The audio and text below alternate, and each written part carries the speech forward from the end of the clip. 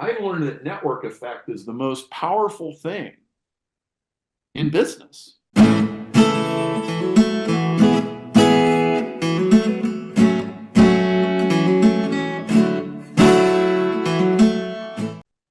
Yeah, can I just add, by the way, for those of you guys who don't know, Perry's got a whole other separate life where he's not just this evil genius direct marketer, but he's got stuff we kind of talked about where he shows, the fingerprints of creation are really in everything. And if you guys are so interested, and I'd recommend you guys check those out as well. Jonathan, it sounded like you had something else you wanted to say. I just wanted to kind of throw that out there. Yeah, I mean, on that context, Perry, like you said, everybody's talking about, oh my gosh, AI is going to take over the world. AI is going to take all our jobs. I don't believe that for a millisecond either.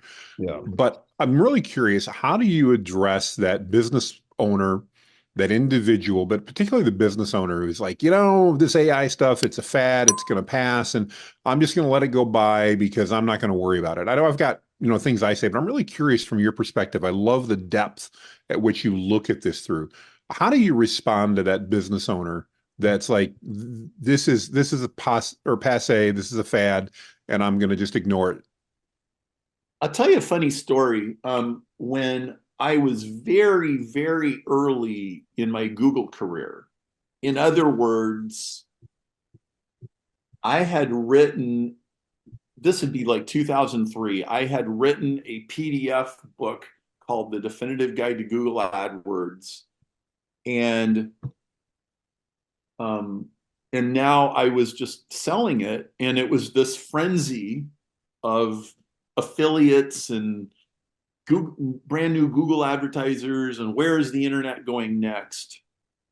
And I remember kind of feeling like I'm just this is just like a fad. Like, yeah, I do think this is the coolest thing I've ever seen. Like the fact that the English language is up for auction and you can write an ad and bid 10 cents, and that's really cool. But like the internet is so ephemeral, like next year it'll be off to something else, and this was just practice for whatever comes next, and just seems like a hamster wheel. I really didn't realize that Google was poised to take over the world. Hmm. I Hmm. really get it. Yeah. And when it did happen, like I didn't invest a bunch of money in Google stock in 2005, like I should have. But like at the time, it was like you could only see so far. Like you could only see as far ahead of you as you'd already seen behind you. It was like, I don't know what's Right. going to happen in 5 years. I don't know what's going to happen in 10 years. Well, I've learned a few things. And what I've learned, honestly, back to the, I've learned that network effect is the most powerful thing in business. Hmm. Network effect is why AT&T is still a monopoly. You know, Verizon came out of AT&T, don't you? Oh yeah. These communication monopolies last a really long time. And so when Microsoft bought ChatGPT, I bought Microsoft stock. I'm like, yeah, these guys are going to be around. So that's kind of an answer to your question. What do you guys think about all that? I mean, I Well, I I think love. your network. Sorry, go ahead. Go ahead, Frankie. I was just No, you thinking got it. the network effect is such a simple way of kind of codifying momentum like that. I've talked to most people don't stick around with something long enough to kind of get that unstoppable momentum, but obviously I mean you were I had wish I had listened to you, by the way, just for as a matter of principle. When you were talking about Google ads when it was 5 cents, I was of the opinion back then it was like it was a fad or it wouldn't last, so I wasn't smart enough to capitalize on all the stuff you were saying. But I'm with you. Like it is like once something reaches momentum, it's almost hard to undo it. And I think we're already there with Chat GPT. I mean, you've seen how many like didn't they set the record after like 4 days of having like a million users or something after, half a week. So I mean, this ain't going anywhere for a while, but I'd love to hear your thoughts, Jonathan. Yeah. No, I think you really nailed it with the network effect, Perry. I mean, it's about, in my mind, it's about momentum. And once that momentum gets created, it's virtually impossible to stop that momentum without some sort of catastrophic mistake on the part of, Uber or Lyft, or in this case, ChatGPT or something like that. Because that, I mean, you look at AT&T, we don't even think of them as a company for the most part anymore, especially in the tech world. I mean, who's ever even talked about AT&T? But they're still a global behemoth company because of that exact network effect that you've described, that momentum that they've created. And I think, when it comes to AI, while I'm not ready to call any winners and losers, I agree with exactly what you're saying. This technology we're just, in my mind, at the beginning stages of that. Like you said something earlier that I really was impressed with, and that was that, everybody's basically giving AI too much credit. They're thinking it can do too many things when it really can't. Like you said, I loved how you said that. This is just, it's regurgitating stuff that man has already created, that we've already been there. So nothing new is coming out. Now, has it got great recall? Absolutely. Has it got great memory? Absolutely. So there's some really cool stuff here. But I love how you're saying that. And I think we're just at the beginning of that. And I think it's the prime time for businesses in particular to be looking at, how do I use this? Bring us right back to where you started. How do we use this to take that niche knowledge that I have, that I know more about than probably anybody else, or at least most other people? And if I can take that and be purposeful about putting that into some sort of custom AI model, that the AI now has access to that knowledge base, then I can do amazing things to impact the world around me. Yeah. So I think the question is not when is the AI going to become conscious and take over? Yeah. The question is who's running it and who's censoring it Yes. and who's got their finger on the scales. That's the real question. And one of the cool things about, for years in a lot of markets, you could buy really cheap clicks on Google Ads. And because I was involved in a lot of philosophical discussions and science discussions and religious discussions, I was doing that.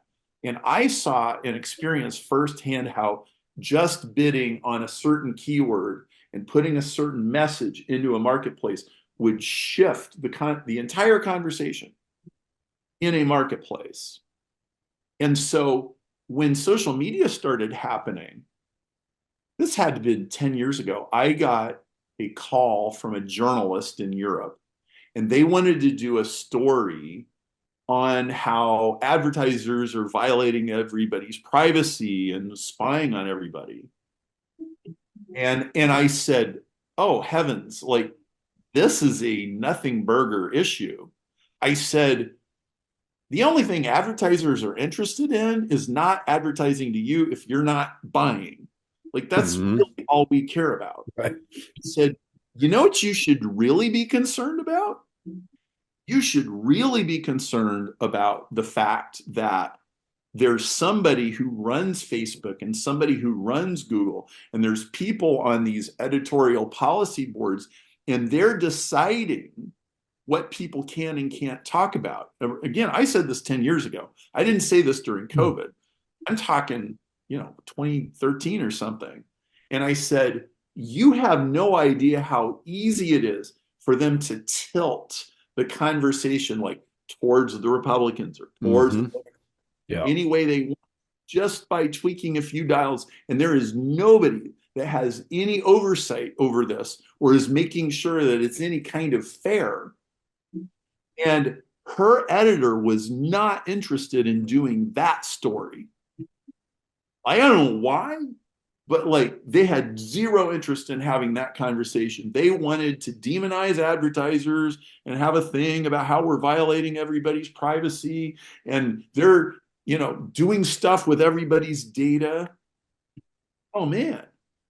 And then that thing happens in 2016 with, that scandal about the elections Oh yeah. and like uh no shit, Sherlock, like do you expect anything else to happen? Do you have any idea how politics actually works. And so, like, this is the real issue. Every time somebody is talking to you about, um, oh, the Terminator and the machine is going to take over, that's just a distraction from the fact that there's people in a room in front of screens who are tilting the playing field ideologically, like whichever the way they want. And so, what that means is when you do your network effect for mere mortals, you need to have digital sovereignty. In other words, you need to own your IP, and you can't be like sacrificing it at the altar of Microsoft. You don't take your IP and upload it to ChatGPT. Exactly. You put your IP in your server under your roof with your Mm. RAG, your LLM, and you own it, baby. Yeah. Can I just say on that before you finish that rant that I've heard you say for 10 years, like have your own damn email list because otherwise, if it's a Mhm. community on Facebook or whatever, it's like if you don't control it, like that can disappear overnight. And Amen. I don't know if that was hit me as hard as it did 10 years ago, but the longer I do this, the more that becomes true as I see people get accounts banned and lose this. And, this social, you get 3 strikes, you're copyright banned forever. And I've seen people lose hundreds of thousands of followers and never built an email list in there and thought it would just be there forever. So, I mean, I had an email conversation a couple years ago with Jordan Peterson's son, and I told him, you guys need to build an email list because YouTube can yank your audience anytime they want. And they did. I don't know if they did it because they talked to me or not, but it's like, man, you better build an asset that you own. Because if you have an email list, you actually own it. yeah, The servers could shut you down or whatever, but at least you know who the people are. yeah, So I think people are very distracted from what the real issues actually are. And I think there's a new arms race. If you own a body of work and if you're an expert in a niche and a you have a position and you have a USP and you have a unique point of view. Like, I don't care if you're a brain surgeon or if you're a gardening company or like whatever you are. If you have a unique body of knowledge, this is the new. So we've built a Perry bot. We're still using it inside of our company. We're experimenting with it. And it's like, what can we do with this? And how do we create even more unique content with this that people actually want to read? And the litmus test is that people actually want to read that. It still comes down to the 100%. Yeah, 100%. Hey guys, if you like this video, you'll also like my book on Amazon called Beyond the Agency Box, which you can also find by my name, Frankie Finn, and it's got a lot of awesome reviews. And it really just goes deeper on a lot of things we're talking about, everything you need to grow and start a lifestyle agency, from the stages you'll go through to getting clients, to how to create winning offers, to high value deliverables, to wowing clients, to building teams, to building systems, and building a boring factory that's like a 7-figure money machine for you. So if you're interested, I put links for you in the video description, as well as it'll be in the pinned top comment below, and make sure to check those out.